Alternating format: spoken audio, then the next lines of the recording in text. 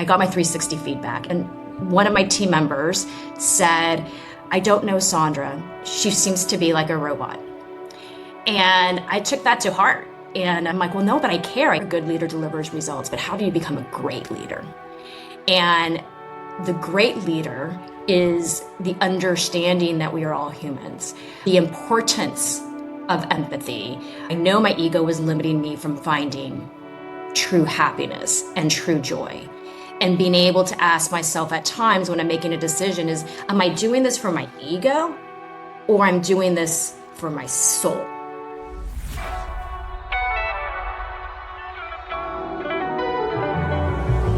You're now listening to a new episode of Gratitude Through Hard Times. Gratitude instills humility. Gratitude removes the ego. Gratitude helps empower the best in others around you.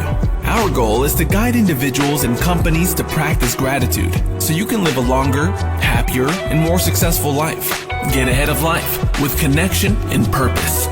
This is Gratitude Through Hard Times with Chris Shembra.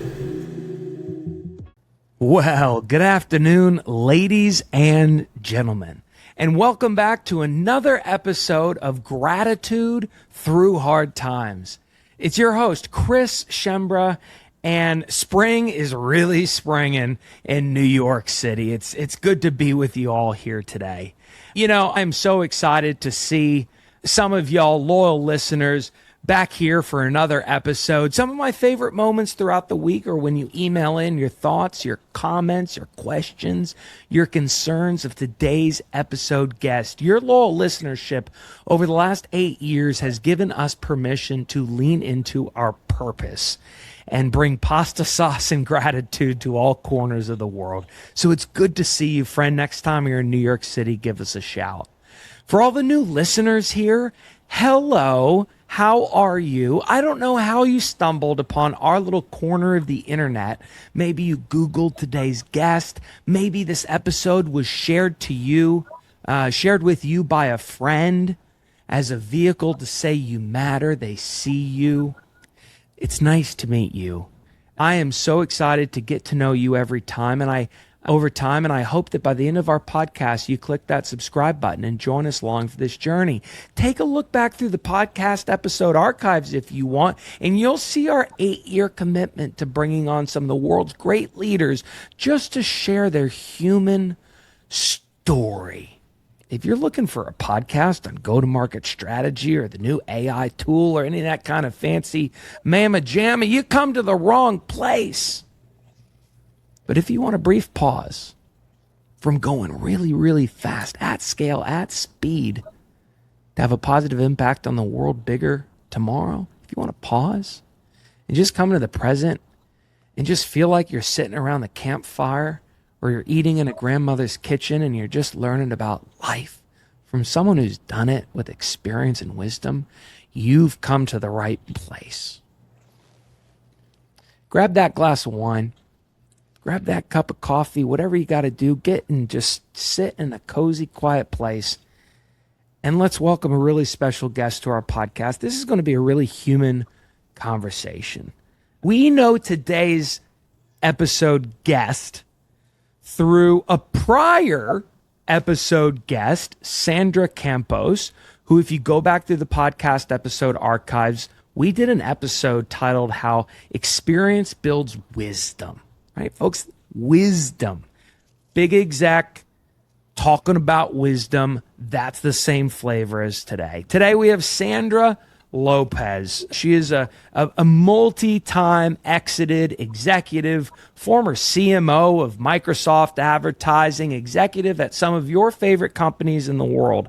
She is an advocate of Latina executives across America. She sits on the board of the she's a co-chair of the World Economic Forum's AR/VR model. She has done a lot, both in a profit capacity and a give back capacity for her community. Right now, she's the CEO of her amazing company, Ambi. Ambi Ventures partners with ambitious businesses at the intersection of growth and transformation through strategic fractional CMO services, advisory expertise, investment, you name it. Her full bio, y'all, is in the show notes below. It would take the whole episode to go through. She's done a lot of great things in life. But I want to skip through that, and I want to say a quote that's on the front of her website, sandralopezinc.com. You are always a student, never a master. You have to keep moving forward. That's a quote from Conrad Hall. It's also her personal philosophy. And whatever you're going through in your life, I want you to remember, tomorrow can be better than yesterday. You've still got a lot to unlearn and learn, and you just got to keep putting one foot in front of the other no matter how hard it gets. That's the flavor of today's episode. So without further ado, let's welcome Sandra Lopez to the podcast. How you doing, new friend? Let's go Ferrari. Great. Yeah, let's go Ferrari. Let's go Lewis Hamilton. Nice to be here. It's good to have you. Why are we wearing Ferrari hats, by the way? What does Ferrari mean to you? The spirit of it. You know, for me, when I look at F1 as a whole, it's the notion of the importance of teamwork across all elements. And so that I always use as a reference when I talk to my own teams in terms of how they all have to work together and the milliseconds actually count. And then specifically, Lewis Hamilton is my driver. I believe that, when I speak to people, having a purpose doesn't only mean showing up to work and delivering the purpose of the company's mission, but also being able to give back to society at large and contributing. And Lewis does that both on the track and off the track. And that to me is a person that I admire and inspire, and I'm inspired by him every single day. And so I had to change my Mercedes hat to Ferrari, and so let's go. Let's go. Lewis, if you're watching this, cheers. Thank you for all you do. Long live Roscoe. We love you, pal. This is awesome. So, Sandra, we have to take a quick detour into the topic of gratitude before we actually dive into the main meat of today's conversation. For all the new listeners out there, my story is simple. I invented a bowl of pasta sauce 10 years ago, fed it to people, and halfway through that dinner party in my 350 square foot studio apartment on the Upper West Side of Manhattan, I paused the dinner. 15 people seated around the table, drinking great wine, working together to create the meal. Halfway through that dinner table, at 7:47 p.m., now a tattoo on my arm, now the name of my company, now the moment that I dedicate my life to, we asked a simple question. And I'd like to add, we've been asking that question every single day ever since. And so to kick us off, I want to bring us back to the feeling of the dinner table, Sandra, by asking you this one question.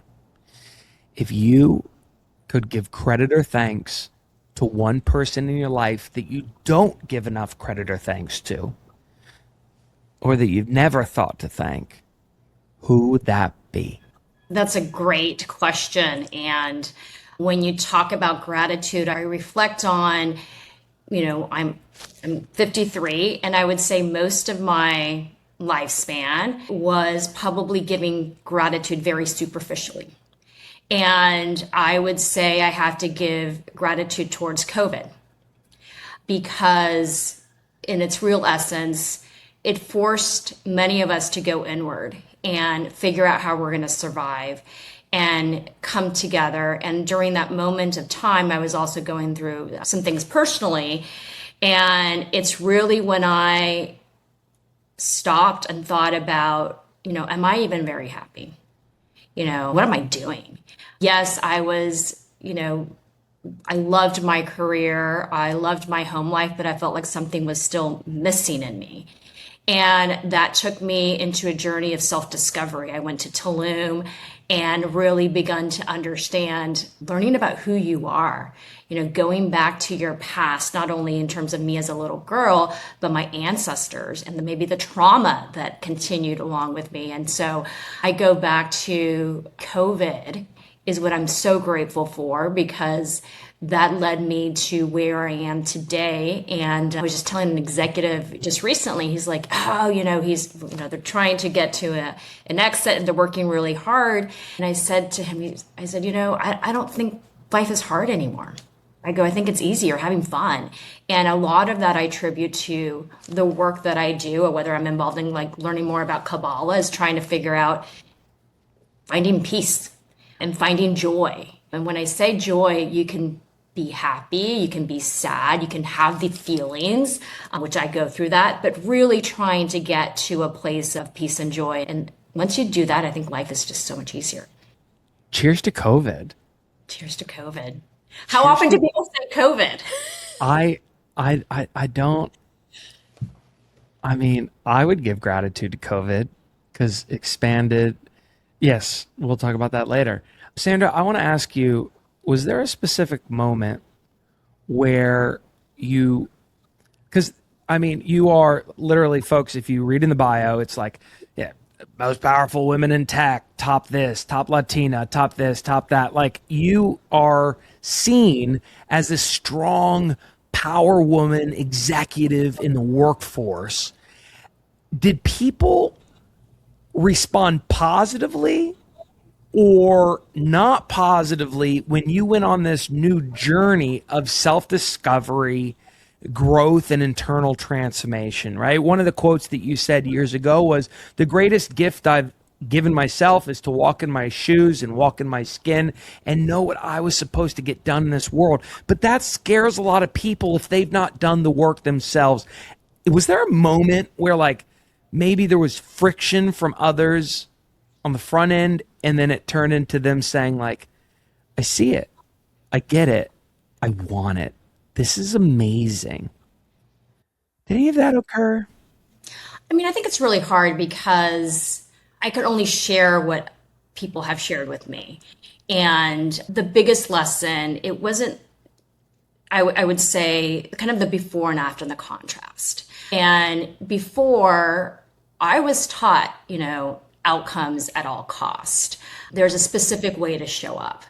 And even with my upbringing, my parents, and I also learned, throughout my education that business is business and you keep your personal life separate. And so when I became a leader for the first time, I never talked to my team members about what was going on in the weekend. People did not even know if I was married or not, or if I had kids. I kept it very black and white because that's what I was told was the right thing to do. Until, maybe 2 years into my management, I got my 360 feedback, and feedback is a gift. However, at that time, I think I had a big ego. And so I was reading the feedback, and one of my team members said, I don't know Sandra. She seems to be like a robot. And I took that to heart. And I'm like, well, no, but I care. I care about people. I believe I have empathy.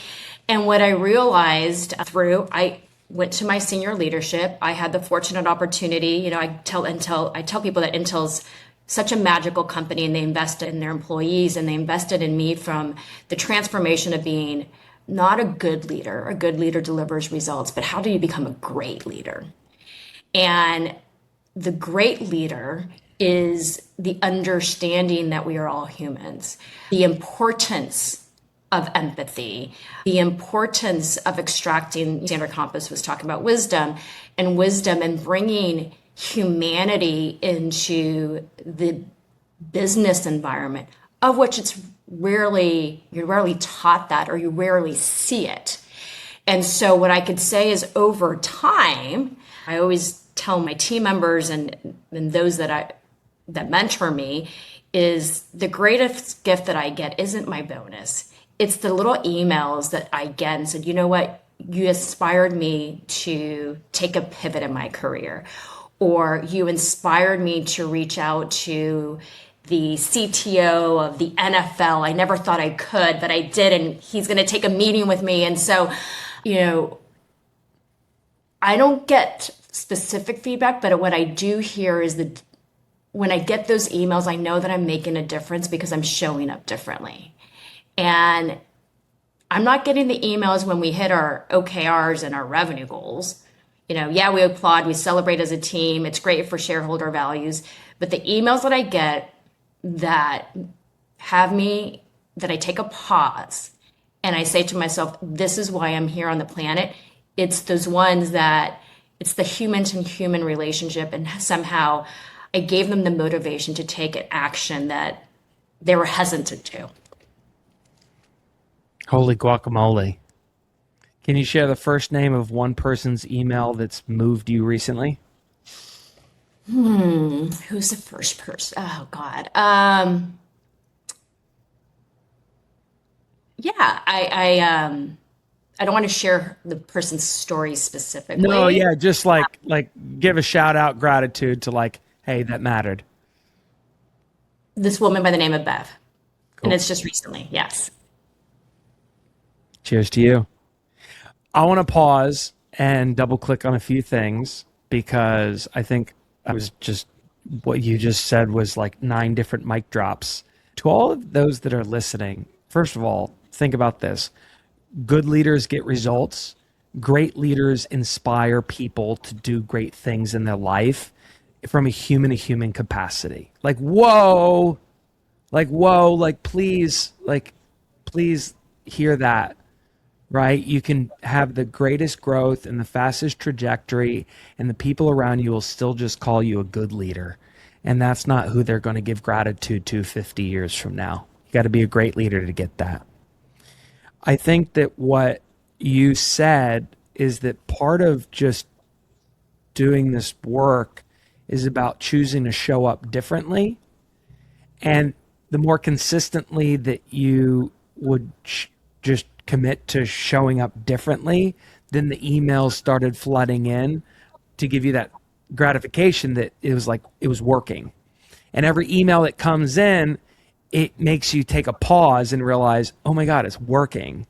My invitation to you leaders out there is take the pause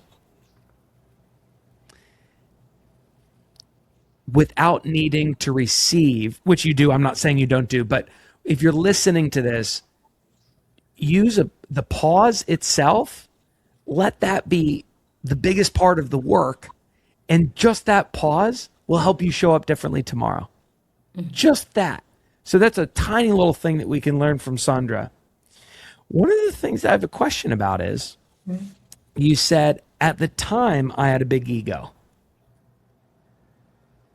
You said, at the time, I had a big ego. So what does your ego journey look like? Is it bigger or smaller now? Is it a conscious or unconscious practice? I don't know. I'm just double clicking on a sentence that stuck out to me, but tell me about it. I do believe that businesses in general, success subconsciously is defined by you got to feed your ego. And the more that you feed your ego, the more successful you're going to be. And I started part of my journey, I feel as kind of like the quote is, I'm a perpetual student and I'm always going to grow and learn. And my commitment to growing and learning is I look at different practices. Currently it's Kabbalah. And Kabbalah has really taught me how your ego limits your life. You make sometimes decisions in terms of what's right for your ego versus what's right for your soul. Oh. And we were just talking before we kicked off is the co-founder of Elf Beauty Cosmetics. I was just reading his story last night, and multi-billion-dollar, $3 billion business. He got to go to all these parties. He was doing great from the outside perspective. Super successful. Probably the viewpoint was that he was very happy, and I think it was the story that he just stopped. He's like, I'm not happy. This is not fulfilling me. And I kind of have a similar story is that I think I know my ego was limiting me from finding true happiness and true joy. And being able to ask myself at times when I'm making a decision is, am I doing this for my ego or I'm doing this for my soul? And that's a very hard transition. Actually, we've been talking about this ironically this past week about LinkedIn.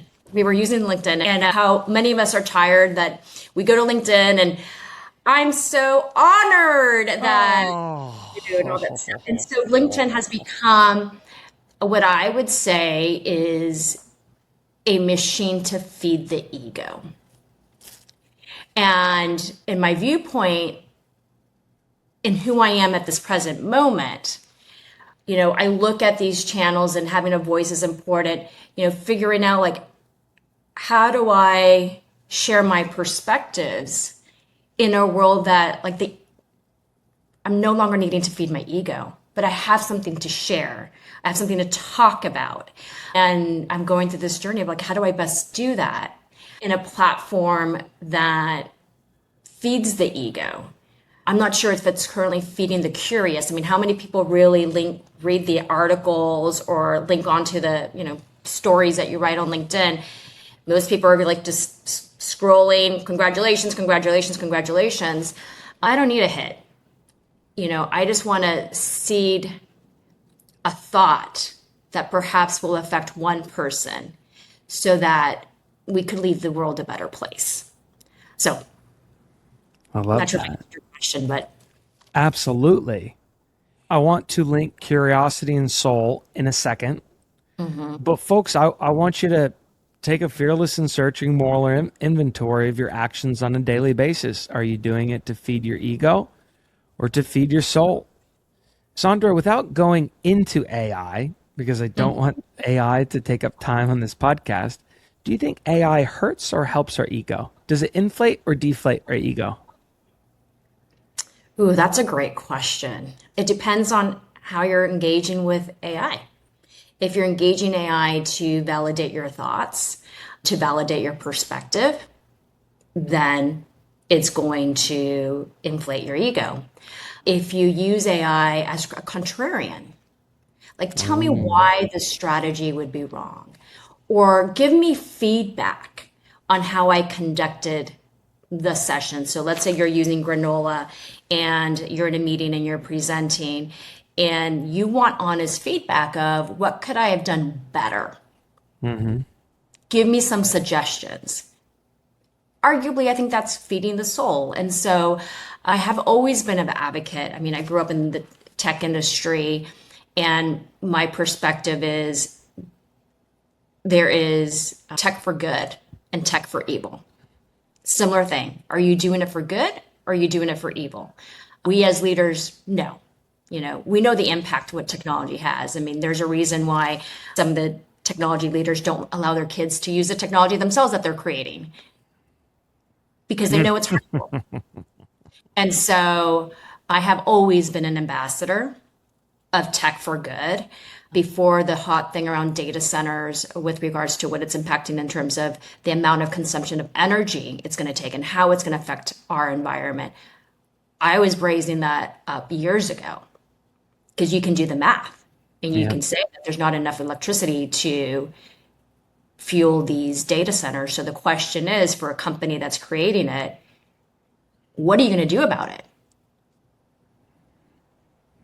How are you going to be ensure that you're on the right side of history? What's something that our listeners can ask themselves to understand if they're using tech for good or tech for evil?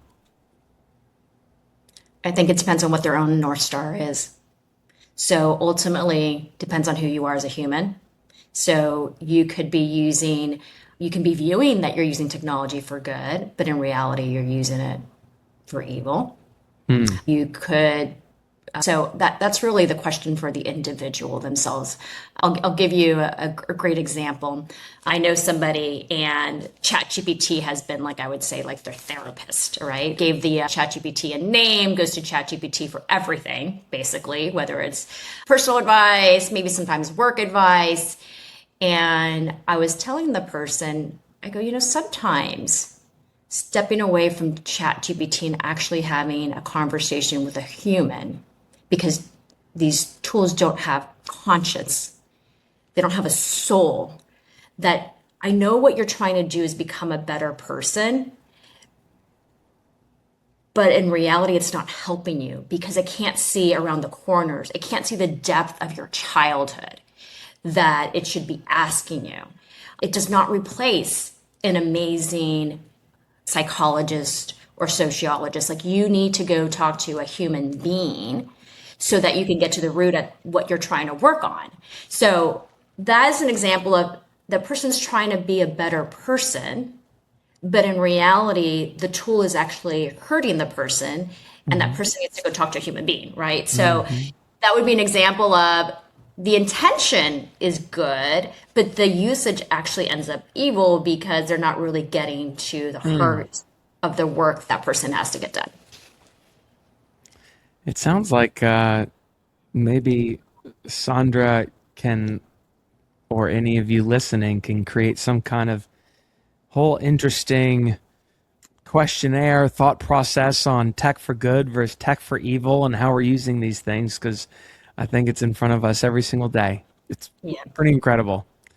I do see that if someone is using AI to validate their thoughts, it inflates their ego, probably even more than a LinkedIn does. Maybe. Because I mean, that's a great research to do from a psychology perspective in terms of what it does.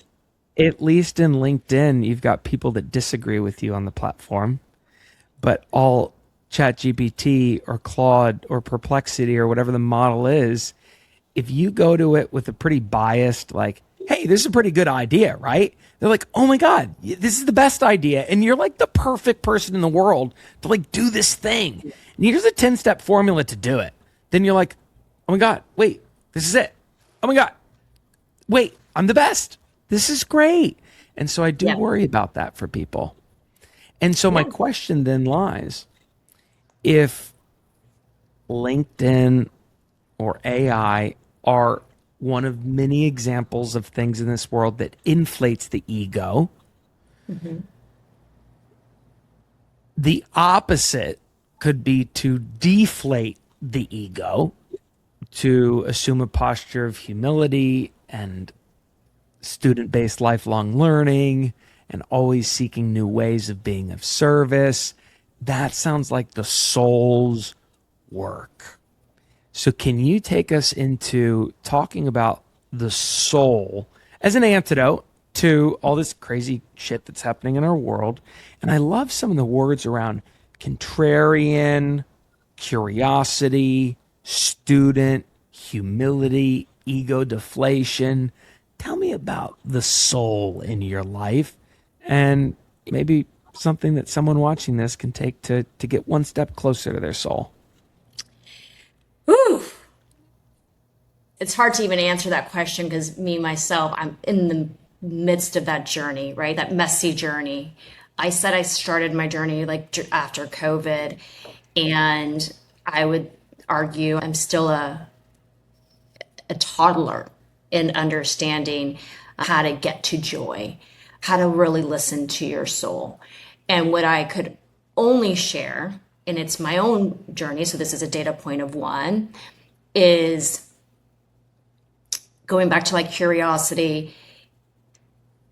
There's so many tools out there. There are so many different types of practices. You know, Kabbalah is agnostic of a religion. And trying different things so you can understand, like, who am I and who was I meant to be? And garnering your intuition. You know, we know a lot as humans, genetically already engineered the day we were born. You know, we have fight or flight. And so we have amazing intuition. And you know, when I talk about the soul, is like, when I start to dial in my intuition, I can anticipate things. I become clairvoyant. And you know, a couple of my fellow colleagues will say like, Sandra's a witch.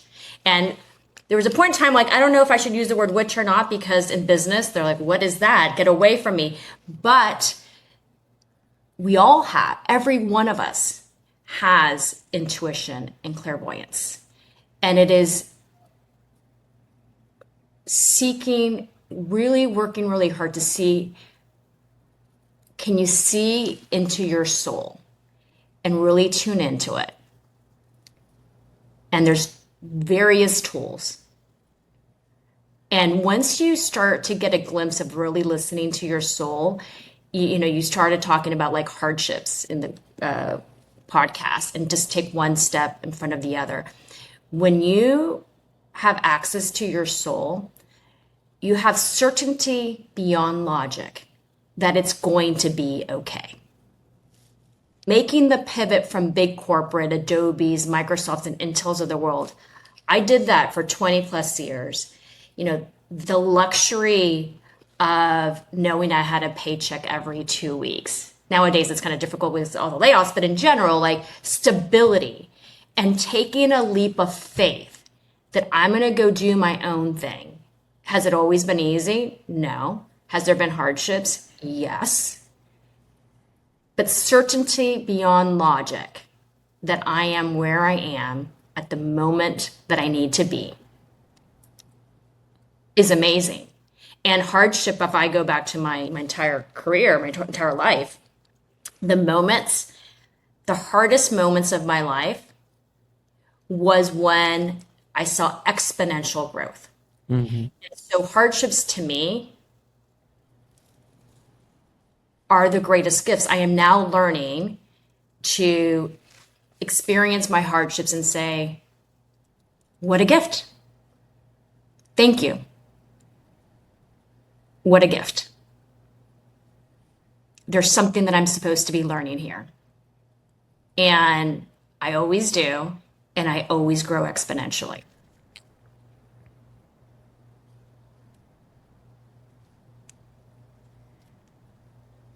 Holy guacamole. Listen to your words, Sandra. Messy. Listen. Journey. Experiment. Intuition. Certainty beyond logic. Hardship creates exponential growth. Thank you. How do those words sound? I mean, thank you for putting the mirror in front of me. I kind of going back to what I'm grateful for. Thank you for COVID. I know we lost a lot of human beings in the process, so I want to recognize that. Yeah, if it wasn't for COVID, I wouldn't be where I am today with that perspective. I would still probably have an ego. My question to you listening, folks, is how can you introduce a touch of soul into your life? Listening, messy, experimentation, things you do just for the sake of the journey, things that you do that require you to listen to what's inside, where you find certainty beyond logic. What are you going through right now that you don't even know it yet is going to create exponential growth? And how can you actually thank the thing? How can you thank it? I think we live in the opposite of a messy life. We live in everybody fits in a rigid box, and we've removed the color from our cars in the parking lots, and we can all follow a linear order on AI and calendar invites and click this thing and do that thing. And it's pretty orderly and logical.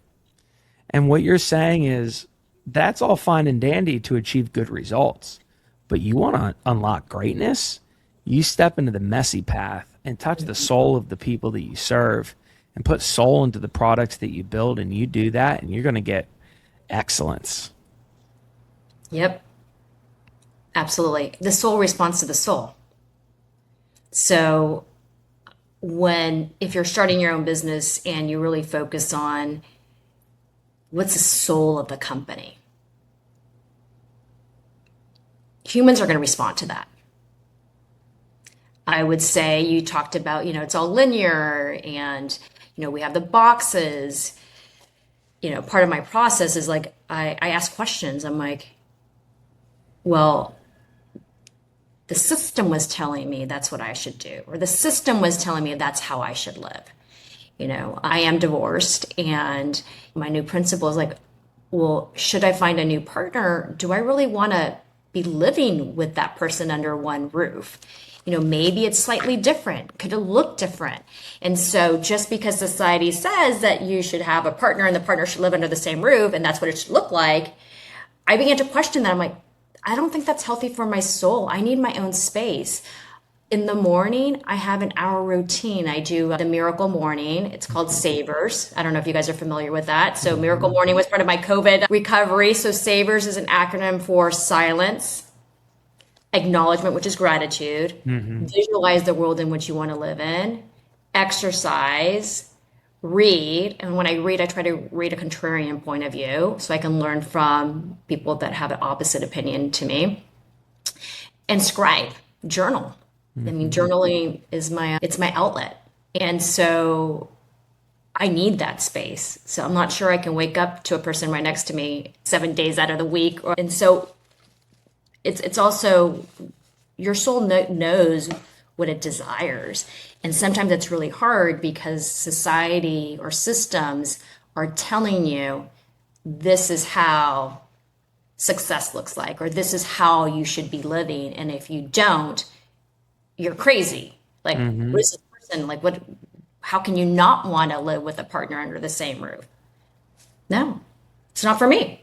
And so I would challenge all of us is if we can begin to normalize the things that are not normal, we begin to accept more, and then more people can feel that they belong. And if we all feel like we belong, then we feel like we have a purpose on the planet. If we all have a purpose on the planet, we drive growth and sustainability for a better pathway. Folks, normalize what's not normal. You literally drop wisdom bombs like every other sentence. It's ridiculous. Like the amount of quotable moments of certainty over logic. Soul responds to the soul. Soul responds to soul, right? Folks, at the end of the day, so many people in your life are telling you commodity, faster, speed, certainty, mastery, go, go, go, outsource, efficient, optimize, go. But folks, I know a lot of you, at the end of the day, you're in the people business. Maybe you're in real estate and you're literally at the base of Maslow's needs, providing food, water, shelter, right? Maybe you're in a services business where you're literally connecting to another human that needs your service. This is human soul stuff. And so while everybody's zigging, commodity, linear, templated, what you should do, the only competitive advantage is to zag. Go the opposite way. That's it. Right? If you want to, right? AI has democratized access to pretty much anybody being able to do anything. But what happens through that is that you lower the common denominator. You don't increase the normal denominator. You actually decrease it. You go down to the dumbest. It goes down to its dumbest form where everybody can play in the sandbox, which means the only way to stand out from that commoditized, generic, boring fluff is to bring the soul back into it, and to get ridiculous with it, and to get purposefully messy with it, and to learn shit through that hardship, and to get confused in the process, and to understand the journey, because that turns into wisdom, because that's how you keep the soul in it, and that's the greatest competitive advantage of the future. Love that. When everybody's zigging, zag. Of course. I mean, It's never been, one of the things we say is it's never been faster. It's never been easier to run fast in the wrong direction. Yeah. And if a rising tide lifts all boats, at which point do you actually question whether you're on the right tide? Yeah. Right? You mentioned the word individual, and I know we're at time, but you mentioned the word individual. Experiment, journey, individual, your intuition, your soul, it's an individual thing. AI is the biggest groupthink thing the world has ever seen, folks. You think social media algorithms create groupthink mentality? You ain't seen jack shit. AI is literally taking something from here, throwing it over to something in there. If someone asks about the color blue, it's taking your thoughts about the color yellow and calling it the color blue. It's all just groupthink crap, which means the only thing that stands out tomorrow is to do something that's individualized, that's filled with experimentation, that's uniquely something you can own as an organization, as a brand, as an individual, but it's got to be completely different than what you can find in a chatbot. That's it. That's the soul. Mm-hmm. Does that make sense? Love it. Well, if you could thank COVID directly, first person on this call, what would you say to it?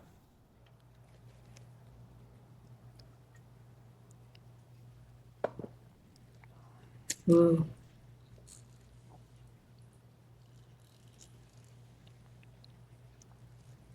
I didn't know I needed you.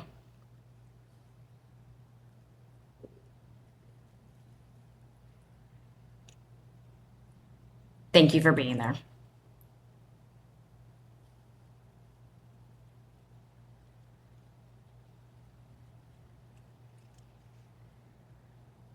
Crazy how an epidemic changed the world of many people. In the process, we also lost individuals. So, COVID. Any last words in closing? No, I think be delusional about finding your soul. How's that? Delulu. Delulu, soul searching. Folks, look, come on. This is some pretty human stuff, right? I know if you're watching this, you know you're searching for a little bit something different in life. Yeah, maybe your life right now, if you're watching this, looks pretty damn good on paper. You made it this far. You made it. You survived. You thrived. You're alive. But you know that just because life looks good on paper doesn't mean it feels good in the heart. And this is literally someone who has walked the walk in corporate America, followed energy, intuition, and soul into a new pathway, and it's working out pretty well for her. You can do it too. I hope you've enjoyed this episode. Again, for all the loyal listeners on the podcast, it's good to see you, friend. I can't wait to open up my email and see your thoughts, questions, comments, and concerns, so keep them coming. To all the new listeners, welcome. I hope you enjoyed this.